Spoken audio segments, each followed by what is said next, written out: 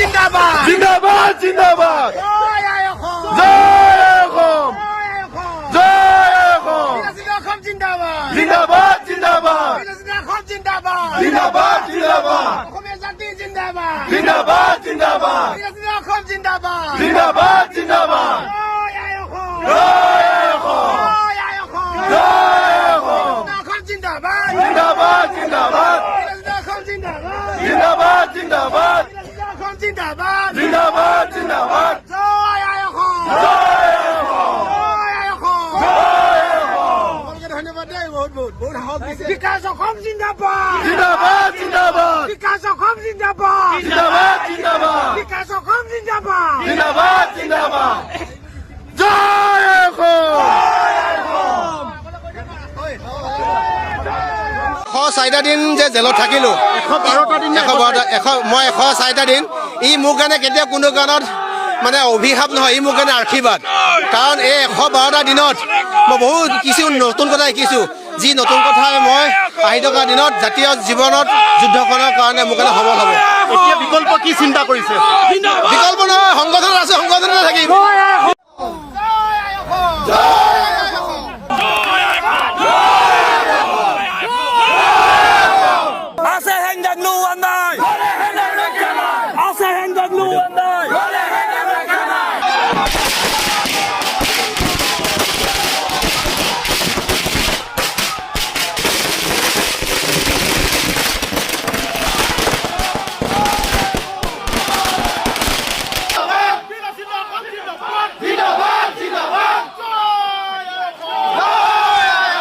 ওলাব দিয়া নাই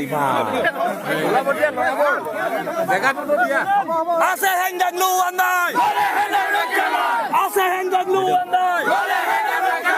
মানুহৰ আমাৰ এইটো দায়িত্ব কৰ্তব্য যে অনাগত দিনত যাতে জুবিন দাই ন্যায় পায় কি ক'ব আজি ভাল লাগিছে ইমানখিনি উষ্ম আদৰণি সৈনিক সতীৰ্থ থৈ ইমানখিনি আমাক সাহস দিছে সকলোকে ধন্যবাদ জ্ঞাপন কৰিছোঁ তেওঁলোকৰ ত্যাগক মই শ্ৰদ্ধা নিবেদন কৰিছোঁ কি ক'ব আপুনি ইমান দিনৰ মাজৰ ভিতৰত কাৰণটো কি বুলি ভাবে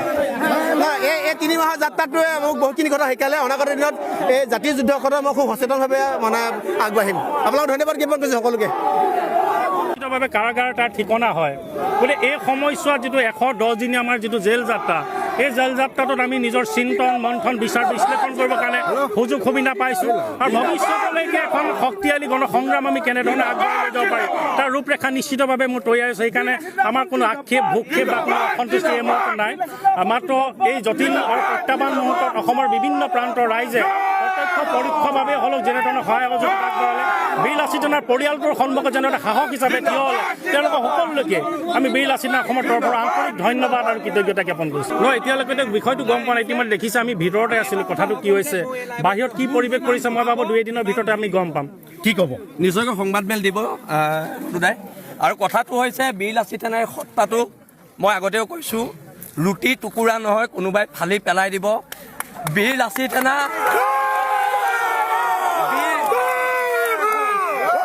বীৰ লাচিত সেনাত 3টা শব্দ আছে সেই কথাটো প্ৰত্যেক ৰাজনৈতিক দলে জানি থওক আমাৰ 3টা শব্দ আছে অটল অদম্য আৰু অজয় আমাক একো কৰিব নোৱাৰে বিভাজন আৰু প্ৰলোভনৰ ৰাজনীতিৰ মাজতো যেনেধৰণে আমাৰ সংগ্ৰামীসকলে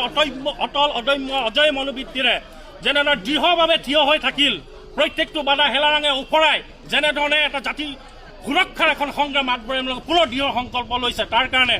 অসমৰ বিভিন্ন প্ৰান্তত থকা বীৰ লাচিত সেনাৰ অসমৰ সমূহ সৈনিকক কেন্দ্ৰীয় সমিতিৰ সন্মানীয় সভাপতি সম্পাদকক প্ৰমুখ কৰি সকলো বিষয়ববীয়া কৰ্মকৰ্তাক আন্তৰিক ধন্যবাদ আৰু কৃতজ্ঞতা জ্ঞাপন কৰিছোঁ এই সংগ্ৰাম আগবাঢ়ি যাব এই সংগ্ৰাম অপ্ৰতিৰোধ ৰূপত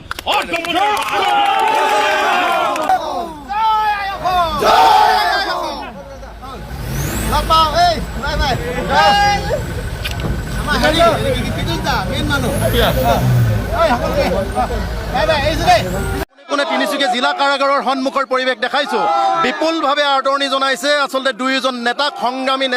সংগ্ৰামী নেতাক আচলতে এইদৰে স্মৰণীয় আদৰণি জনাইছে বীৰ লাচিত সেনাই এই পৰিৱেশটো দেখাইছোঁ আবতৰীয়া দীপাৱলী হৈছে তিনিচুকীয়া জিলা কাৰাগাৰৰ সন্মুখত আন্তৰিক ধন্যবাদ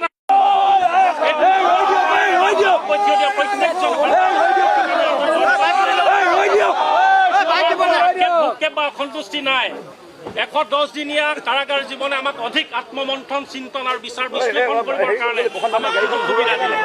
গতিকে আমাৰ ভৱিষ্যতৰ যিটো ৰণনীতি ৰূপৰেখা আমি প্ৰস্তুত কৰিবৰ কাৰণে আহিবলগীয়া আমি মিলিত হ'ম আৰু মাত্ৰ এই সময়ত আমি এটা কথাই ক'ব বিচাৰিছোঁ যে অধিবক্তা সমাজে নেৰানেপেৰা প্ৰচেষ্টা আমাক মুকলি কৰিবৰ কাৰণে চেষ্টা কৰিলে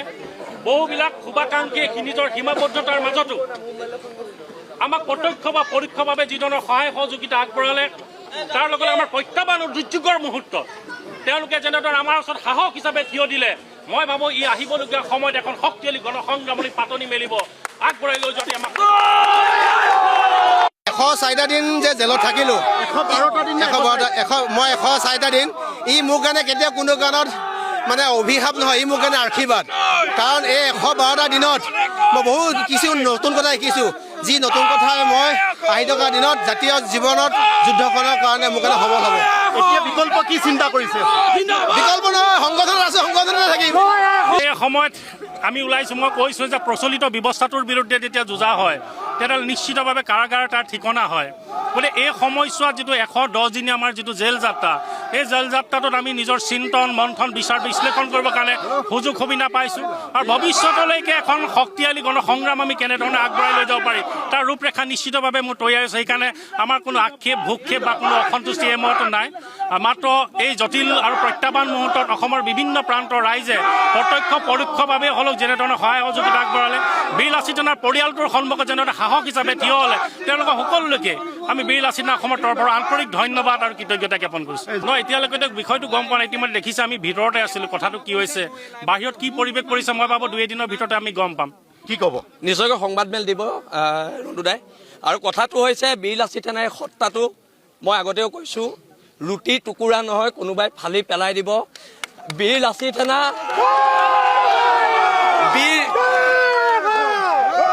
বীৰ লাচিত থানাত